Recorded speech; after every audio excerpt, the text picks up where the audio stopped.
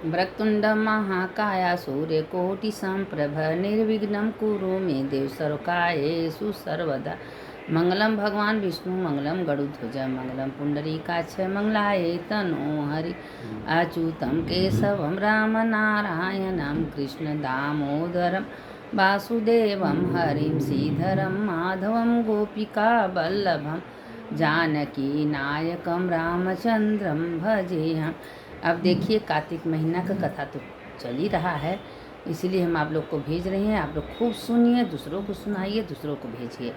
अब देखिए कि कार्तिक महीने में पहले हम कहानी भेजेंगे, उसमें एक ही कहानी में सब देवता आ जाएंगे, गणेश जी सब।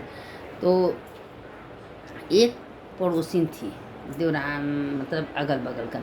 तो पड़ोसिन थी, एक पड़ोसिन बहुत अमीर थी, एक पड़ोसिन गरीब थी। तो वहाँ पहले के ज़माने में गांव में कुआं तालाब नहीं था, बहुत दूर दूर से पानी लाने जाते थे। तो वो क्या करती थी कि जो गरीब थी वो एकादशी का व्रत करती थी, विष्णु भगवान का पूजा करती थी। कार्तिक महीना सवेरे उठ के नहाती थी, पानी हड़िया में भर लेती थी, सवेरे सवेरे उठ के नहा लेती थी। और नहा के लक्ष्मी नारायण करते करते पूजा करती थी। अपने आंगन में तुलसी का पेड़ लगाए थे, तुलसी माता की भी पूजा करती थी, दीप दान करती थी।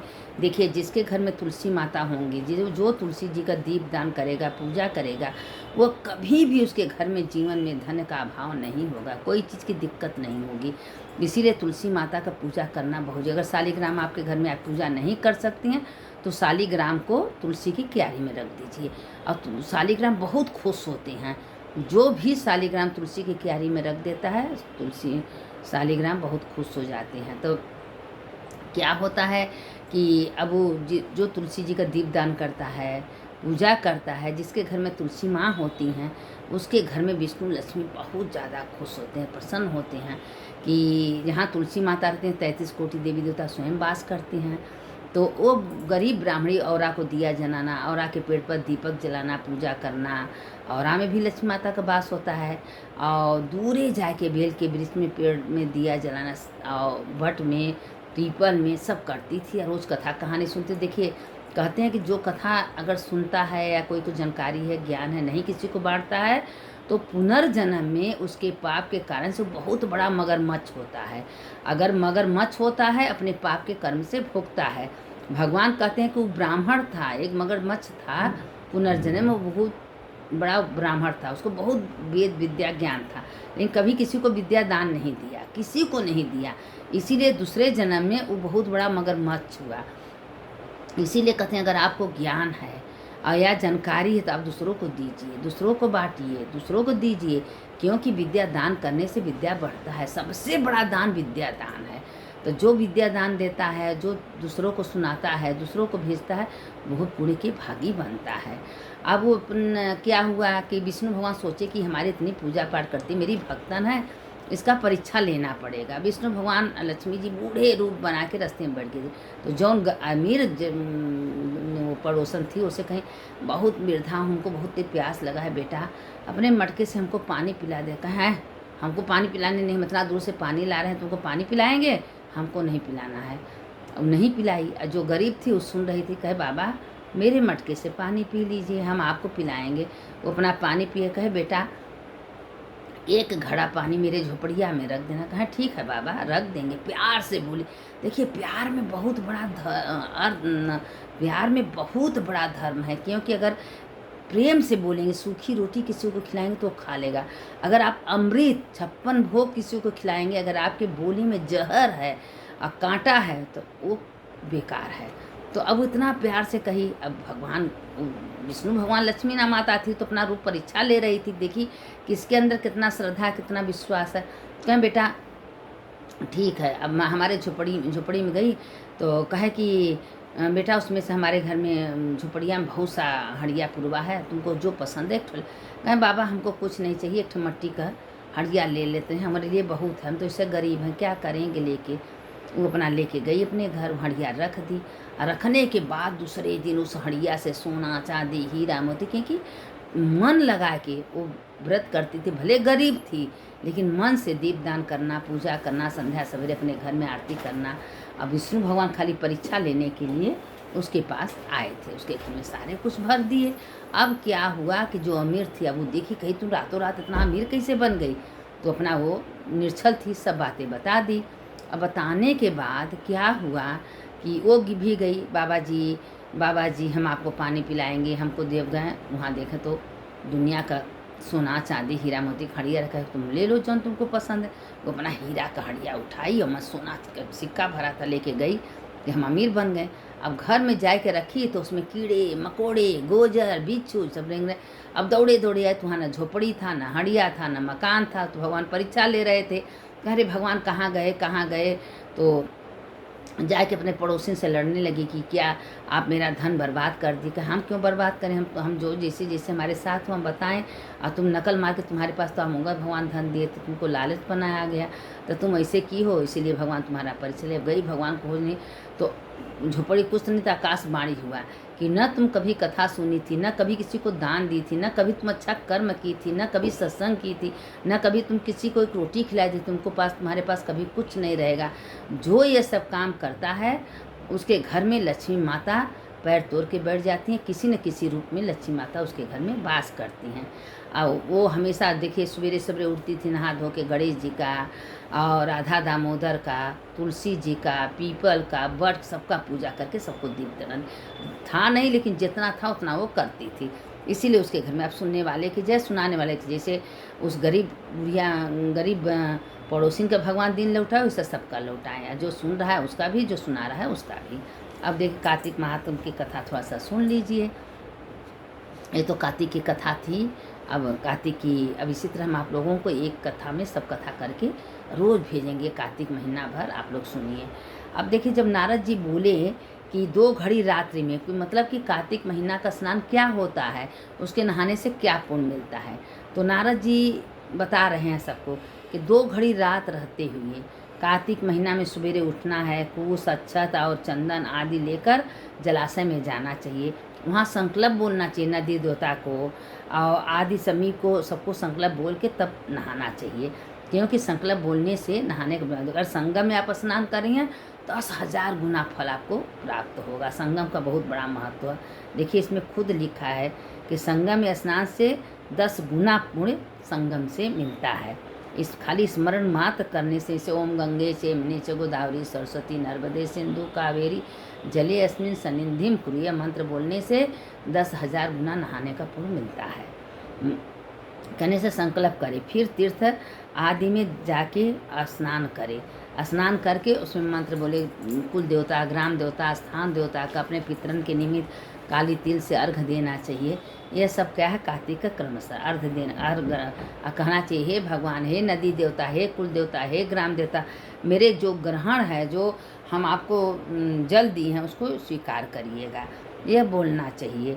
अर्घ को ग्रहण करो, तुम नमस्कार है। वैकुंठ प्रयाग में और बद्री आश्रम में विष्णु गए, 3 दिन पद स्थापित किए, इसलिए मुनि अवेद इन सहित विष्णु भगवान मेरे अर्घ को स्वीकार करिए, यह अर्घ देना चाहिए।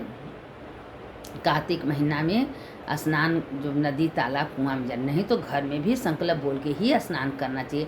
कि जैसे कार्तिक माह से कृष्ण पक्ष छठ या सप्तमी जो तिथि है, दिन है, अपना नाम गोत्र प्रातः हम गंगा स्नान हम करी से, तो ये बोलने के बाद तब स्नान करने से आपको पूरा का पूरा पुण्य मिलेगा।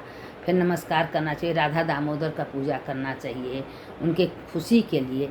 कार्तिक महीने में विधि पूर्वक नहाया हुआ व्रती को अतएव मेरे दिए उनके दिए अर्घ को सब भगवान प्राप्त करते हैं। कार्तिक महीने में कार्तिक महीने में भगवान को भोग लगाना चाहिए, जो आपके पास है, फल है, फूल है, उसको भोग लगाना चाहिए। व्रती पुरुष गंगा, विष्णु, शिव तथा सूर्य का स्मरण करके जल में प्रवेश करे, फिर नाभि प्रयत्न जल में स्थित होकर विधि पूर्वक स्नान करे। गृहस्थ तिल और आंवले का चूर्ण लगाकर स्नान करे। अब विधवा स्त्री तथा सन्यासियों को तुलसी की जड़ की मिट्टी लगा के स्नान करना चाहिए।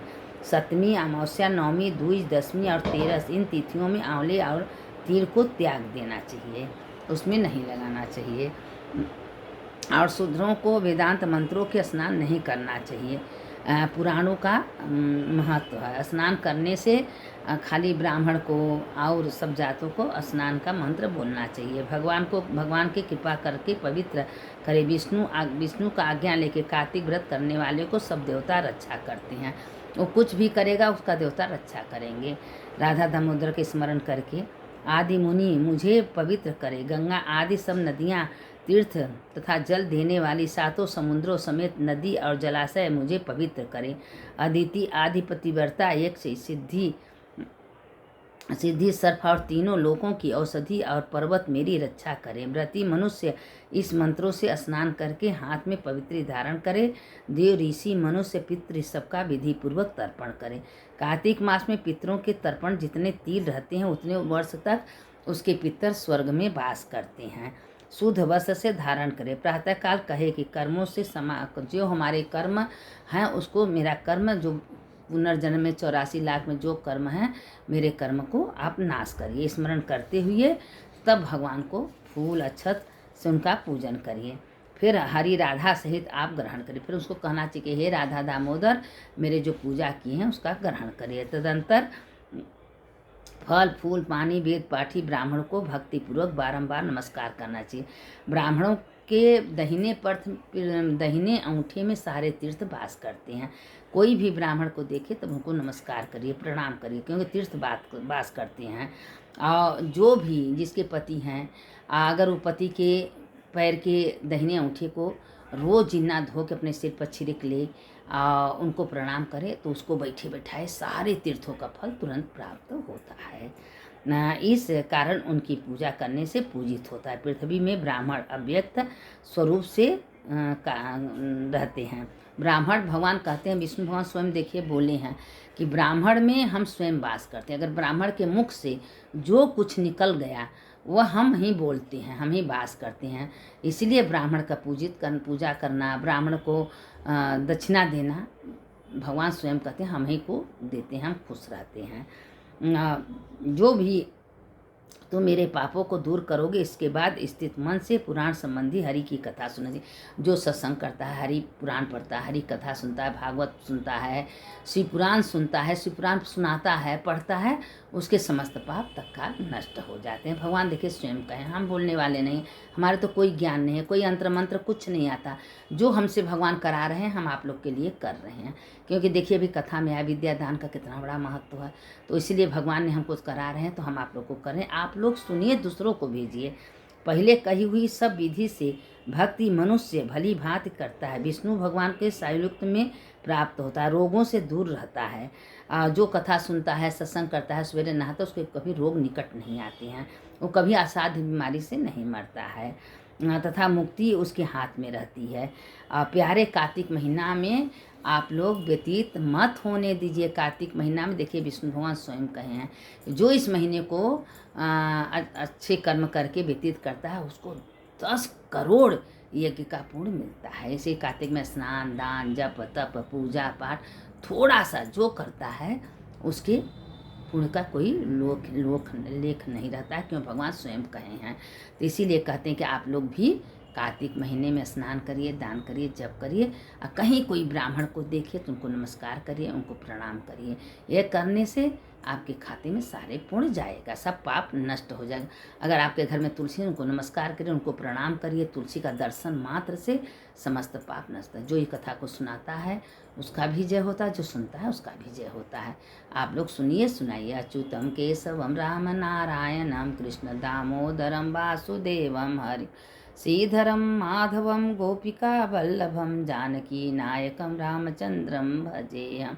मंगलम भगवान विष्णु मंगलम गरुध्वज मंगलम पुंडरीकाक्ष मंगलाय तनो हरि। इसीलिए देखिए हम थोड़े भेजते हैं कि आप लोग इतने सुन लेंगी, इतने में बाबा विश्वनाथ सबका कल्याण करेंगे।